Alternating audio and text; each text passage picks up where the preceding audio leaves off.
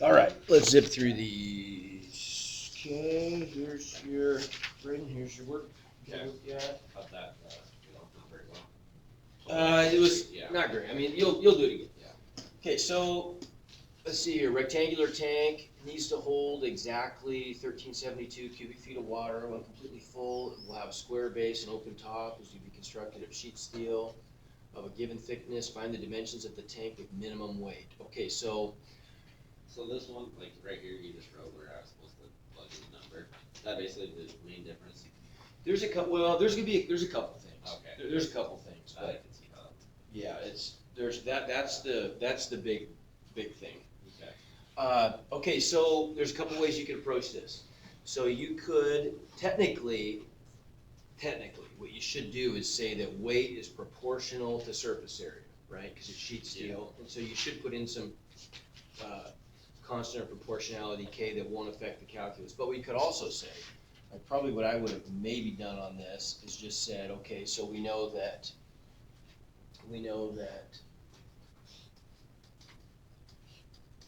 weight is proportional to surface area.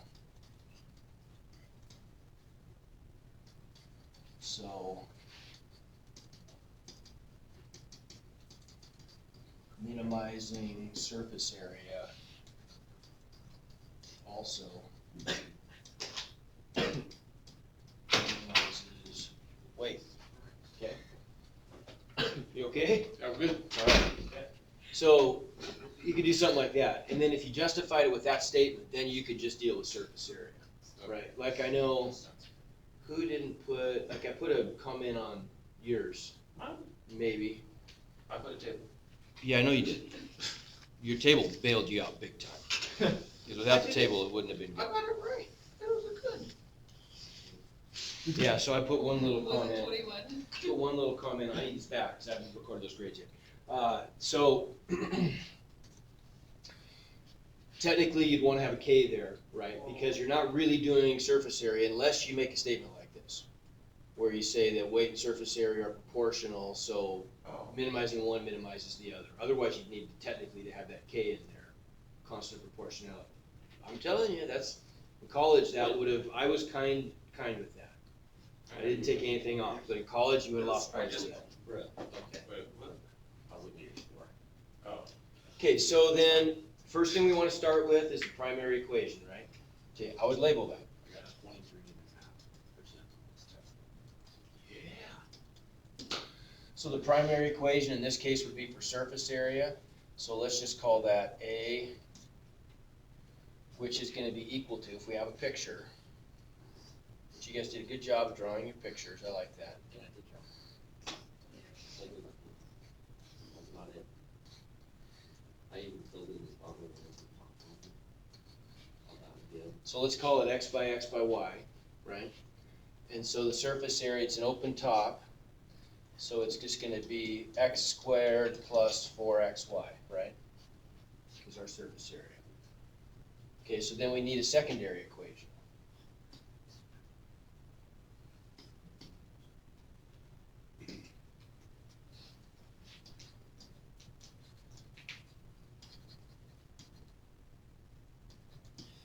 Secondary equation is just going to be the volume, right? So volume is just x squared y equals 1372. So now we got to stare at this for a second and see what's the variable of substitution.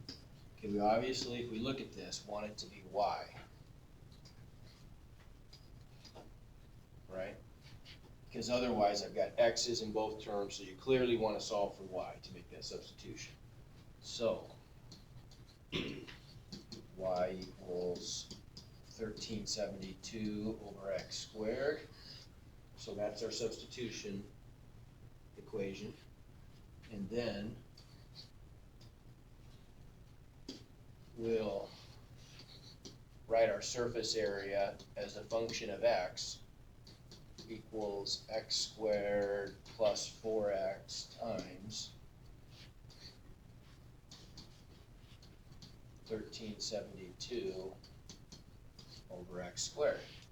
So we could just cancel an x top and bottom, right?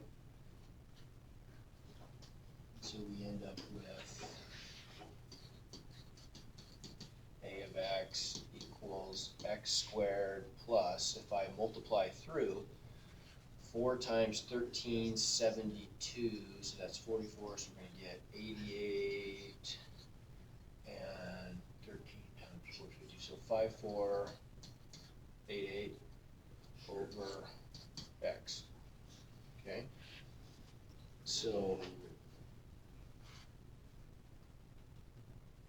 So then, what's our domain? That's the other thing too, didn't include as a domain. Okay, we gotta always get that domain in there. That's on your list of steps. You gotta make sure you include the Do we domain. have to put the domain, like do that equation, or is it okay if we just do it in like? You just did it in the table, which Yeah. I thought was okay. I mean, technically, I think it'd be not a bad idea to state the domain when you Okay. write the function. So then the domain in this case would go, we can think our way through this though, right? If the volume is fixed, then x could at least approach 0. There's no, oh, it can't be 0 though, could it? Right? Anybody see that? Because I got an x on the bottom. So it can't be 0, but it can approach 0. But there's no upper limit, is there? Right? As y gets really small, this thing is just going to get smeared out forever. Right? And if we look up here at this equation, here's how we can kind of see that too. Right? As y goes to 0, well, x doesn't approach any value, it just approaches infinity. Right? In order to get y 0, the bottom of this fraction would have to get infinitely large. So we're just going to get something like that for our domain. Right? Okay, so now we're just going to do a little calculus. Calculus isn't bad. Right? This is just an x to the minus 1. So we end up with a prime of x equals 2x, and then I'm going to get a minus 5488 over x squared. Everybody agree? Because I got an x to the minus 1, so I get minus x to the minus 2. And then while we're at it, let's go ahead and do a double prime, and that's just going to be 2 plus something, right? Doesn't even really matter what it is, but we might as well do it. So we're just going to get 5488 times 2 is 10996 divided by x cubed, okay? And so what that tells us is we're getting positive answers, right? We're getting positive values for our second derivative. So then if we set this equal to 0, here's how a good way to show this work then. We could just say a prime equals 0 when, and then we could just cross multiply, add this to the other side and cross multiply, right? So that would be when x, if I divide both of these by 2, when x cubed equals 2744. X cubed, right? Okay. And so x would equal the cube root of 2744. That seems pretty big. Is that right? The answer was 14. Yeah, so that's pretty big. Yeah. That's about, right? Cube, 16. Yeah, that's right. Okay. Okay, I guess it could be that big. So I got We had a pretty big volume. I got. So that works out to be 14 exactly. It should. Okay. 14 times 14 would be 196, so we're going to get Yeah, it's times 14. 10. Yeah, so that's about right, isn't it? Yeah. Okay. So x is 14 is our solution. We could make our quick table, and it could be a pretty small table. Just going to be x, a prime, a double prime, and we're going from 0 to infinity. The only critical number was 14, which was a 0 of the first, and we get positive for the second, and so that's going to work, right? That's going to give us a minimum, which is what we wanted, right? And so then if we plug that back in, they want two things, I think, don't they? Don't they want the actual Dimensions. well, that's all they want are dimensions. Okay, so then we'll go back up to y equals, and if we plug that in, 1372 divided by 14 squared is, what is that going to be, 7? 7?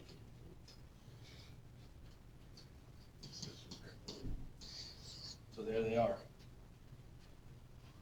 Okay, x is 14, y is 7, And we have a picture drawn, so we know exactly what those dimensions refer to, right?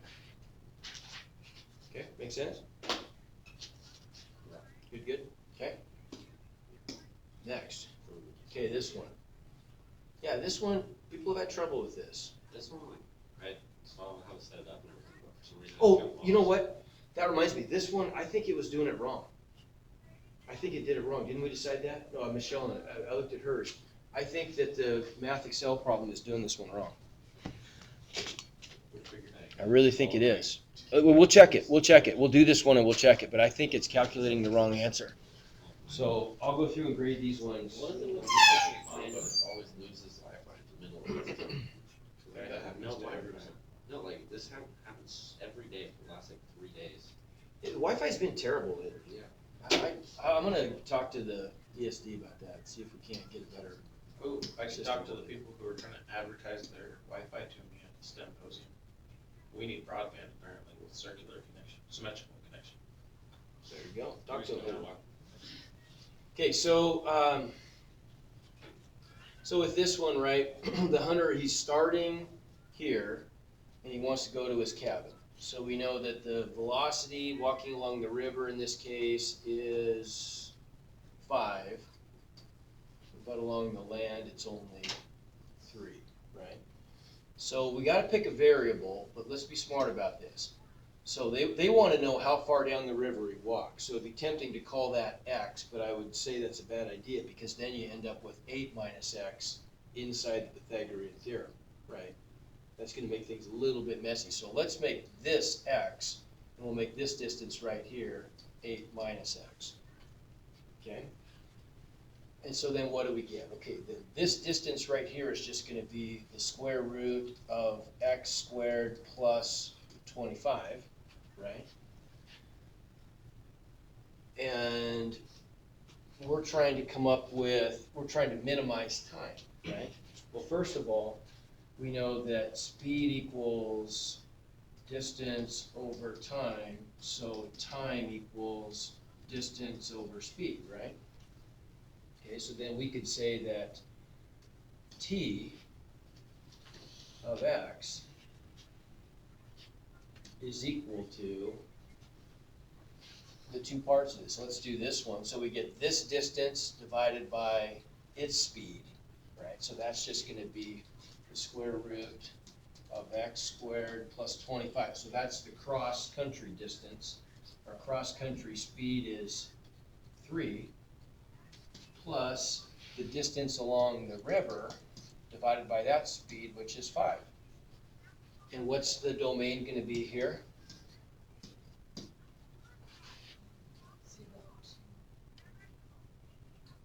You're right, 0 to, Not including 0. no, Oh, it could, yeah, it could. it could include 0. 0 to 8. 8, right? Okay. Right, because I mean, those are the ones that would make sense, right? Somewhere in there.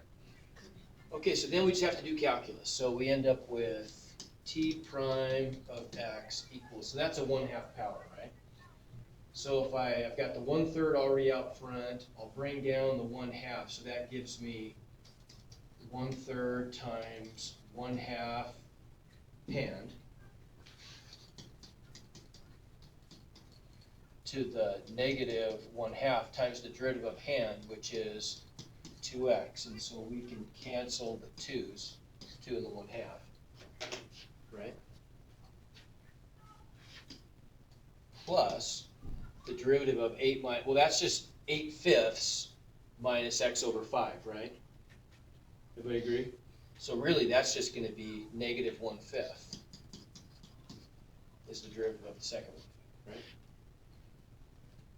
Okay, and so we want to find the 0 of that, how about? So t prime equals 0 when, what's that going to be? We're going to end up with when 1/3 times the square root of x squared plus 25 minus 1/5 equals 0, so equals 1/5. Okay, everybody agree?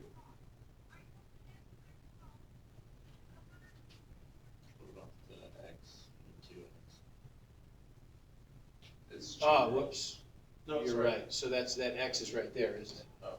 Yep, good, you're right. Okay, so what am I gonna do? Cross multiply.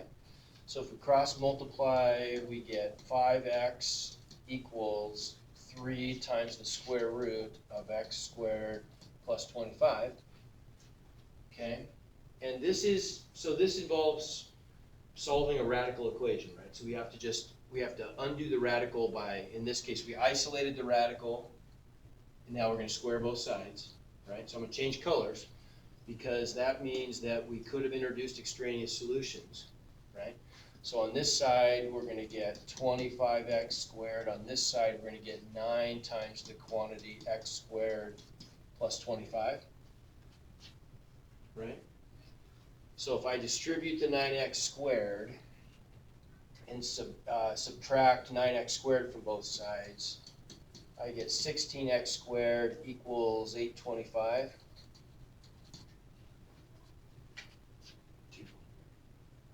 225, you're right. I get 825.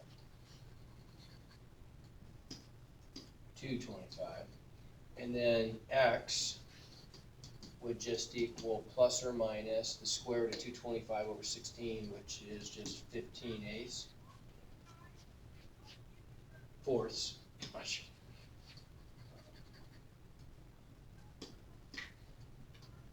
Right? And we're only going to take the plus one. Right? Because that's the only one in our domain. So we can cross out the negative. And so we got to check it. But that's easy to do. We'll just go up to our derivative, and we'll continue on down here and take a second derivative. So the second derivative, what do we got here? We don't want to do that. That'd be a mess. So we're going to use the first derivative test instead. Right? So we've got our x.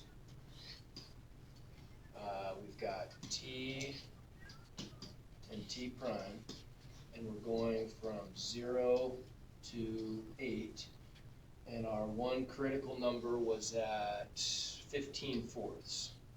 So what is that? 3.75, we'll just make it a decimal.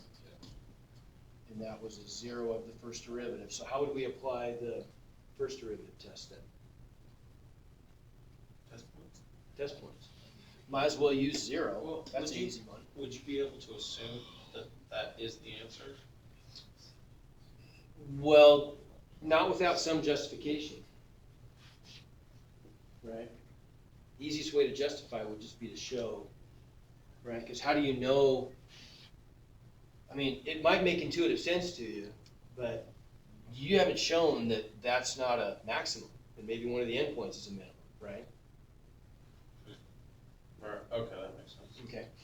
So what are we going to get for a sign here? If I evaluate the first derivative at 0, we're going to get 0 minus 1/5, so I'm going to get negative, right?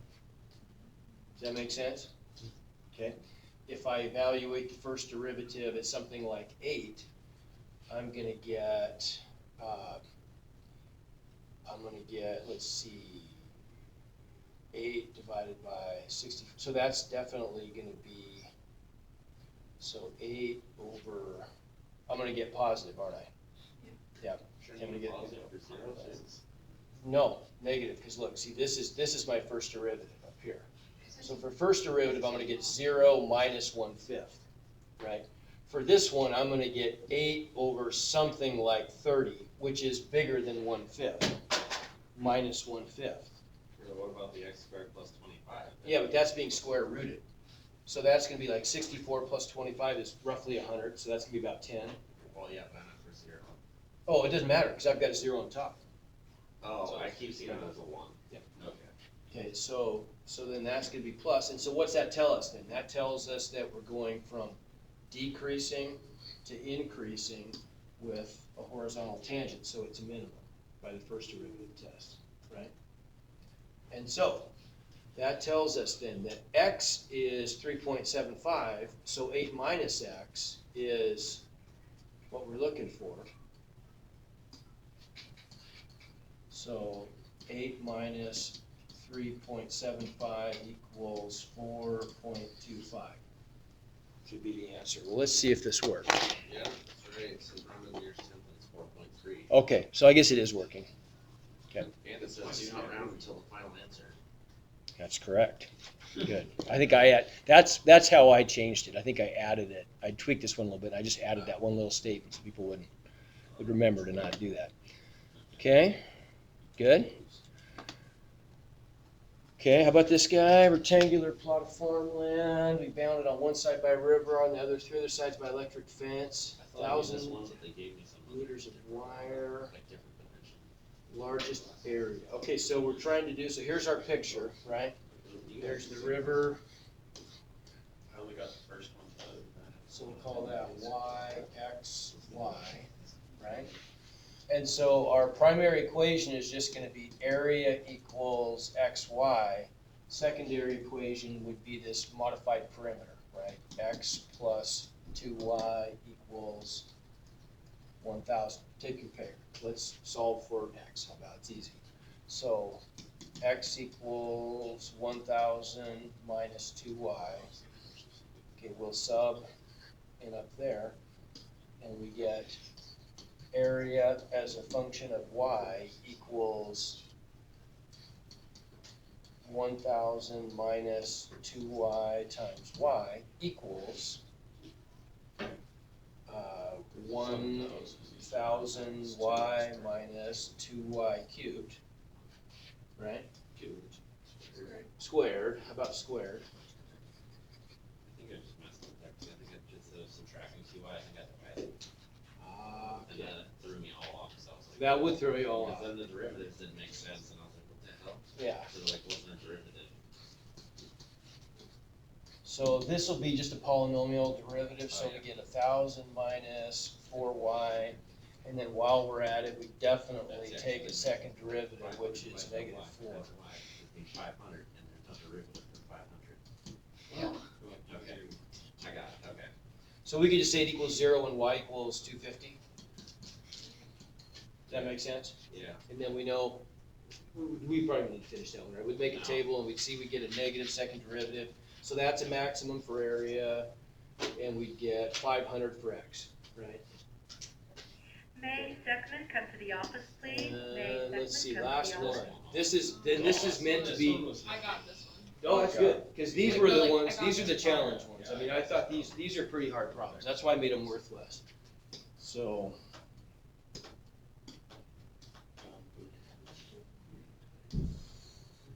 Right circular cylinder with radius x and height y. Okay, so 2-minute calculus, let's do this. Which we can't go for physics.